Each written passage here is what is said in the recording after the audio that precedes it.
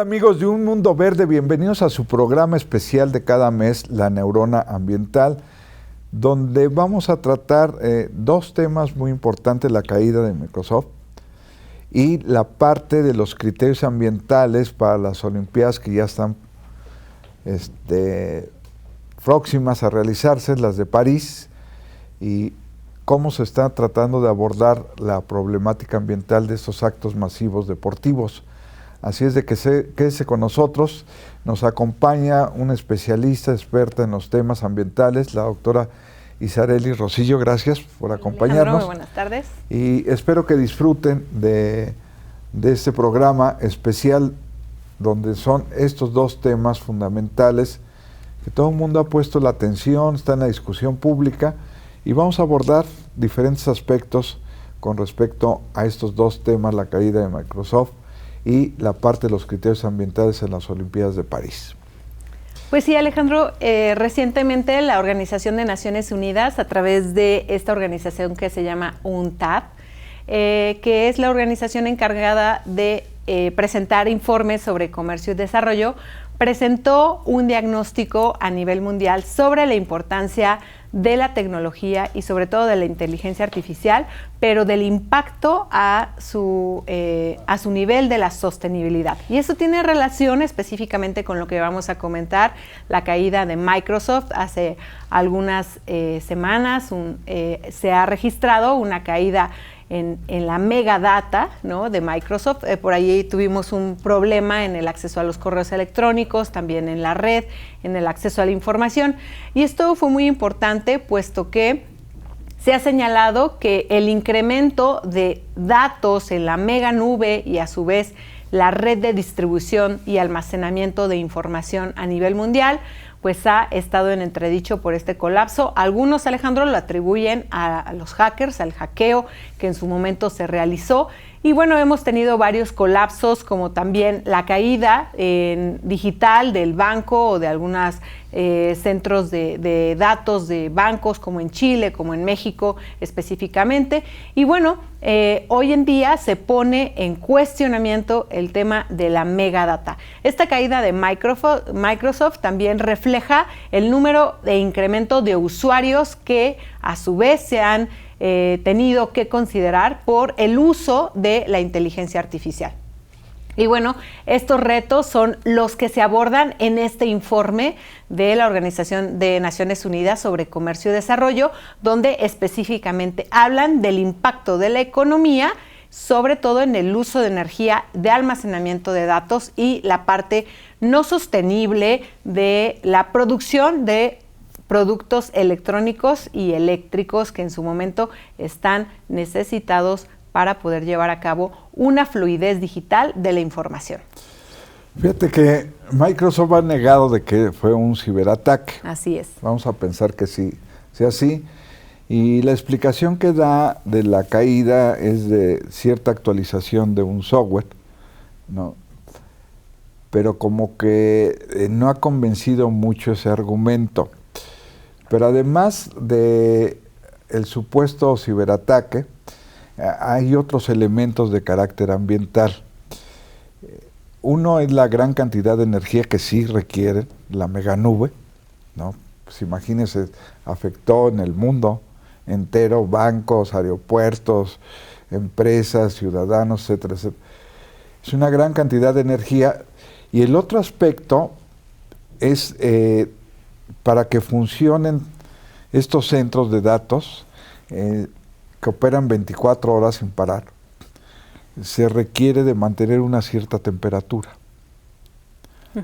Y yo ahí basaría más bien ese supuesto. Casi no lo ha dado a conocer Microsoft, pero tiene un proyecto, son unas cápsulas gigantes como submarinos, donde meten, digamos, el hardware, lo meten y lo tiran al mar, porque con eso disminuyen el consumo precisamente de agua para enfriar los centros. Entonces estarían ahorrando como un 30 o 40%. Es un proyecto que no se ha hecho tan público, pero no sabemos si esta caída, más allá de lo que explica Microsoft de que la actualización del software, se debe a los problemas o de energía o de la parte de la refrigeración de los centros de datos. Sí, en particular esta negativa del ciberataque, pues se ha realizado esta negativa en la gran mayoría del colapso de plataformas digitales o también caídas del sistema, sobre todo en los temas bancarios, ¿no? Sin embargo, el informe de Naciones Unidas ha puesto en relevancia, y yo le agregaré un punto más, Alejandro, el tema de las materias primas para la fabricación de los ordenadores. Bien. Entonces, esos serían como los 3 puntos los que tú has tocado, más aparte del tema de las materias primas, porque, por ejemplo, en el informe se hace referencia que para poder llevar a cabo la energía o para poder suministrar la energía en el almacenamiento de Bitcoins, se necesitan 121 terabytes para poder realizar este almacenamiento, pero además se necesitan 800 kilos de materias primas para poder fabricar un ordenador, es decir, una computadora. Y estamos hablando del suministro de materias primas que en su momento sabemos que en América Latina la minería tiene también un impacto muy fuerte en la sostenibilidad por la extracción de estos minerales con los que se fabrican estos productos, pero también el tema de suministro de energía. Esto también tiene que ver, Alejandro, porque donde se asientan lugares que tienen que ver o empresas que tienen que ver con el almacenamiento de megadatos, como por ejemplo no podemos decir marcas, pero una marca que en su momento comercializa libremente en internet ciertos productos, necesita una megadata sin interrupción de 24 horas, lo cual hace que las entidades federativas y los municipios tengan que comprometerse a un suministro ininterrumpido para estos productos en su momento que se ofrecen de forma digital y que tienen que tener esta fluidez. Entonces, nosotros tendremos que reflexionar respecto a esto que tú estás señalando, de cómo la soberanía energética que hemos venido mencionando en diversas ocasiones en el programa tiende a ser un icono importante en la sostenibilidad, así como el tema del cambio climático. Y no sin antes también señalar que Querétaro ha sido un pionero en el tema de hablar de la soberanía energética y que a través de esta iniciativa se conformó una comisión especial respecto a este tema, con grandes expertos como por ejemplo aquí Alejandro Angulo, que está impulsando mucho también ese tema, ¿no? Entonces, en esa perspectiva, Alejandro, yo pondría también otro factor, el crecimiento de la población, pero a su vez también el crecimiento de la almacenación de datos, ¿no? Yo les pregunto a veces en las conferencias o con los estudiantes, ¿saben cuánto contamina un meme? ¿No? Y se quedan como, ¿cómo va a contaminar un meme, no? El simple hecho de utilizar más tiempo el celular, tenerlo conectado, tener mayor necesidad de suministro de energía por estar usando constantemente nuestro teléfono, o también el almacenamiento de correos electrónicos. ¿Cuántos mails tienes en tu bandeja de entrada de correos? ¿1000, 2500, 3000? Bueno, pues ese almacenamiento también contribuye a que este colapso de la megadata pueda tener no solamente una ocasión a nivel global, sino más y más incremento, porque hay mayor necesidad de almacenamiento en todo el mundo. Sí, digo, yo entiendo que se promueva la tecnología, ¿no? Así es. Hoy en día, sí, con tanta fuerza y con tanto aires de es lo mejor que nos puede estar sucediendo, este es el camino, etc. Lo entiendo perfectamente, pero de ahí a olvidarnos de la parte de los criterios o prácticas de sostenibilidad para esas industrias es otro tema muy distinto, porque bien lo dices, uno, primero toda la extracción de materiales para tener los equipos necesarios. Dos, la cantidad de energía que se consume, ¿no? Y en eso contribuimos todos, como lo dice la doctora, o sea, usted está usando un celular o su computadora y está almacenando datos, pues está contribuyendo a toda esta huella, más las empresas que lo administran, pues requieren de una cantidad de energía, de un tráfico de datos de millones de personas. Así es. Y son 24 horas ininterrumpidas los 7 días de la semana. Más aparte, cuando se discute de estos pues centros de datos, estas nubes, del consumo de agua, dice la gente, pero ¿cuál agua se va a consumir, no? Pues es el tema de la refrigeración, precisamente.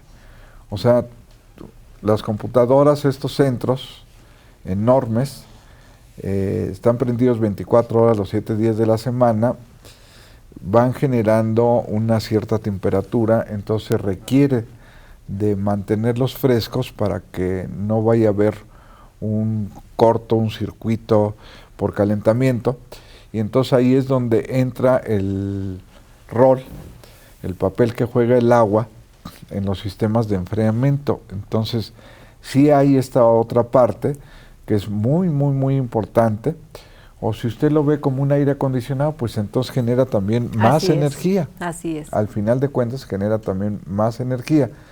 Entonces, estos aspectos que están detrás de la tecnología, en este caso de las nubes, de los grandes sistemas como Microsoft, pues tienen algunos problemas que no se han resuelto con respecto a la sustentabilidad de este tipo de actividad. Y bueno, Alejandro, esto es importante, nada más para tener un comparativo. Del 2015 al 2022, en el periodo del 2015 se consumían 35 teravatios para poder tener este almacenamiento referido, ¿no? Anteriormente. Pero para el 2022 creció a 121 teravatios. Entonces, imagínate cómo ha ido creciendo el almacenamiento de la megadata. Y además, también es importante señalar que cada vez es más fuerte la extracción de estos minerales para la fabricación de productos que hoy utilizamos en la parte laboral, y no sin antes también señalar que este almacenamiento de datos pues tiende a ser masivo a través ahora del uso de la inteligencia artificial y otras herramientas como el uso de las TICs que se están utilizando en la virtualidad, en la educación, en los sistemas financieros, en el sistema de gobernanza participativa, en todos los rubros, también como el gobierno abierto, entre otras tantas cosas, y pues es importante considerarlo.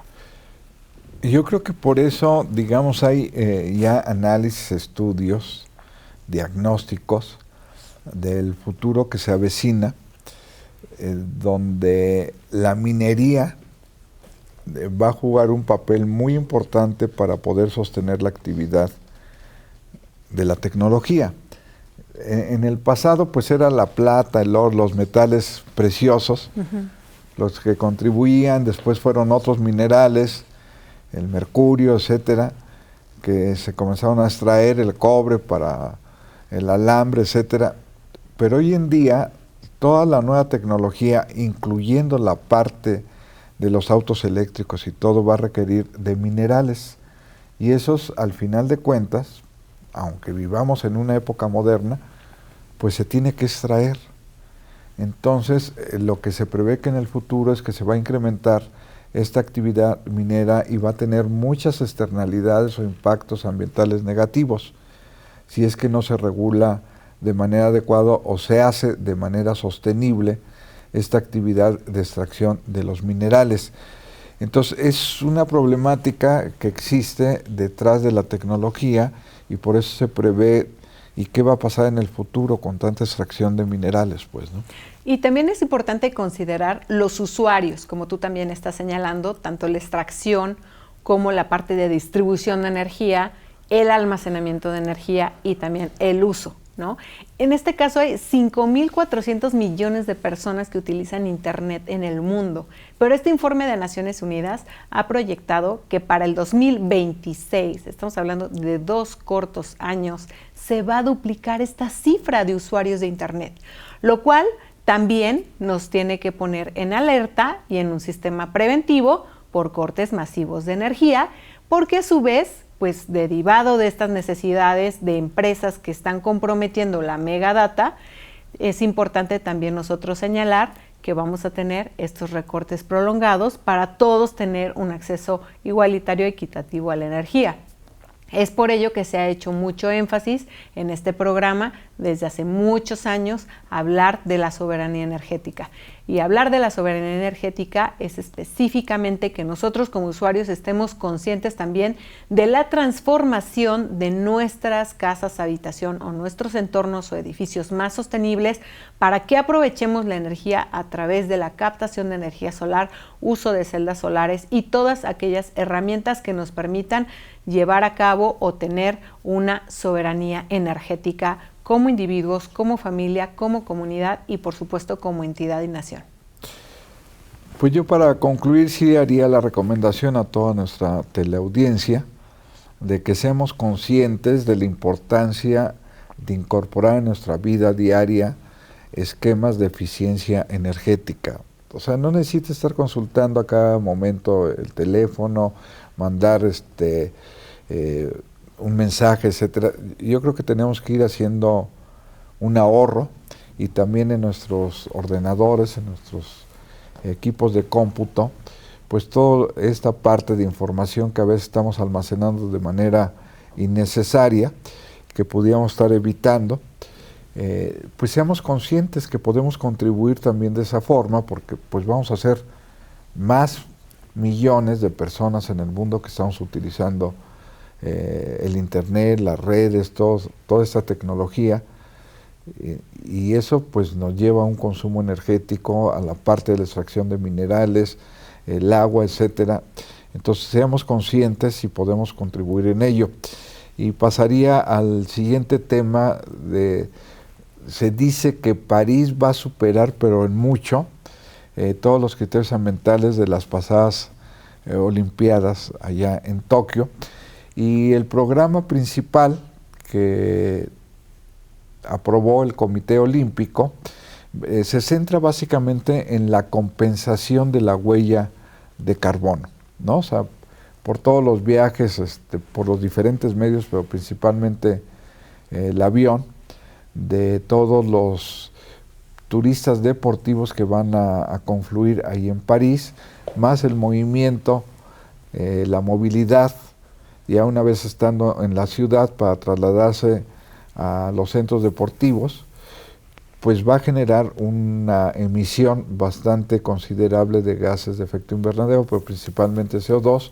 Entonces el programa lo están centrando en cómo neutralizar a través de la generación de energía en varios centros en donde se van a hospedar los atletas, pero lo que ya no se pueda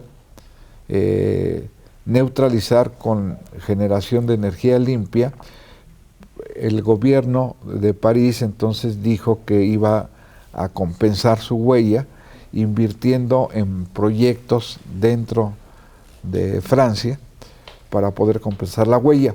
Hay otros elementos importantes, o sea, las bicicletas eléctricas,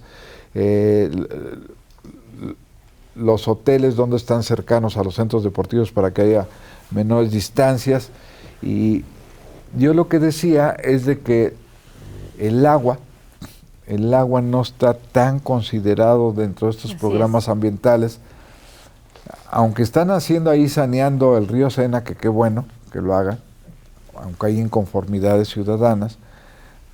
Una cosa es sanear un río y otra cosa es, oye, y todo el consumo de agua que va a haber de los visitantes, o sea, en qué situación o qué impacto va a ocasionar tanto a la ciudad como al estado de Francia y sus cuerpos de agua. Sí, yo creo que en el tema de las Olimpiadas, precisamente el gobierno francés a través del Ministerio de Medio Ambiente hicieron unas actividades preventivas en relación a la celebración de estos Juegos Olímpicos. Y entre ellos fue la adaptación, Alejandro, de todos sus centros deportivos para efecto de volverlos más sostenibles. Específicamente desde el manejo de residuos, desde el tema de la energía, desde el aprovechamiento en sí del agua en todos sus baños y demás, y el suministro de alimentos para efecto de los desechables y de los plásticos de un solo uso. De ahí, esas políticas circulares desde los centros deportivos se han logrado. De igual forma, como lo señalas, se ha establecido una estrategia de movilidad más sostenible que tiene que ver con ubicar a los deportistas muy cerca de sus centros deportivos para que ellos eviten el uso del automóvil o se tenga un transporte colectivo donde se transporte a todas las delegaciones o a la mayoría, gran parte de las delegaciones, o utilizar la movilidad como bien lo ha señalado, ¿no? En otra parte, yo creo que Alejandro lo que está señalando con el tema del agua, creo que tampoco en el tema de la energía se ha visto el tema del agua, ¿no? Cuando nosotros vemos se fue la luz, no pensamos que hubo un apagón o que ha habido recortes de energía vinculados al tema del agua. Y esto quiero sacarlo a colación porque Microsoft y Google son uno de los patrocinadores más importantes de los Juegos Olímpicos en París. Y, por ejemplo, en este contexto, Google ha declarado que por el uso tan solo de la megadata, de la energía y de sus oficinas, gasta 21,000 millones de metros cúbicos al año de agua. Yeah. Y Microsoft ha declarado que ellos gastan alrededor de 6,200 millones de metros cúbicos al año. Entonces, primero que nada, yo creo que tendremos todos que reconocer, Alejandro, que el agua no está desvinculada de ningún otro tema de impacto ambiental. La huella hídrica acompaña a todos los impactos ambientales. Residuos, emisiones de gases con efecto invernadero, energía y póngale el que tú quieras. Y yo creo que en este tema también París es una de los impactos que más va a tener que compensar, y yo creo que también va a tener que en su momento establecer alguna u otra política para que se dé a conocer que cada vez que nosotros tenemos un uso de energía deficiente, también estamos contribuyendo al desabasto de agua. Fíjate que lo que me pareció innovador, interesante, los organizadores tienen que suministrar comida a todo el personal, que son miles, o sea, cada día lo que tienen que suministrar.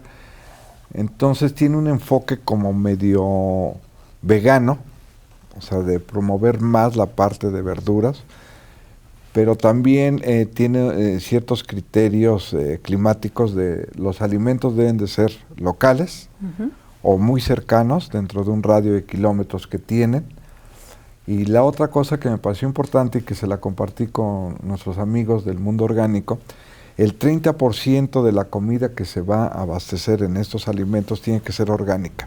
Entonces les dio mucho gusto, ¿no?, a los orgánicos de que se promueva en un evento masivo deportivo como son las Olimpiadas, alimentos orgánicos que se van a dar al personal que está laborando ahí, que son miles.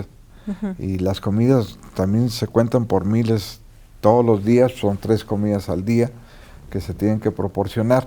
Esto me pareció innovador dentro de los criterios que abordó el Comité Olímpico. Otra de las cuestiones que a mí me llamaron la atención, que se retoma específicamente también de las Olimpiadas pasadas, es que las medallas de oro, el oro es extraído de los residuos electrónicos.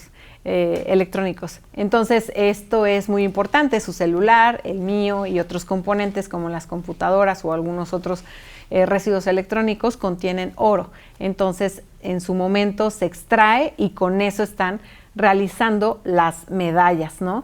Entonces, esto tiene que ver con el tema de reciclaje. Y hago alusión a esto, Alejandro, porque quien innovó en esto fue también Japón, en algunas competencias también a nivel global, pero el informe de Naciones Unidas al que hago referencia ha señalado que una de las partes más importantes también de impactos de la tecnología son los residuos electrónicos. Y estos residuos electrónicos, el informe ha señalado que se generan 3.25 kilogramos por persona en el mundo de residuos electrónicos, 1.01 kilogramos en países en desarrollo y 0.21 en países en economías emergentes.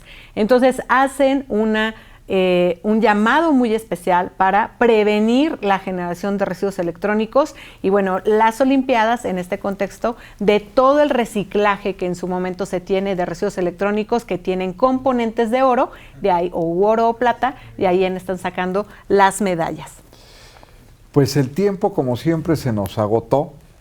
Te agradezco mucho, doctora Isarelli. Gracias a ti, Alejandro. Espero que les haya servido esta información, los comentarios, análisis que hemos vertido en este programa especial que es la neurona ambiental.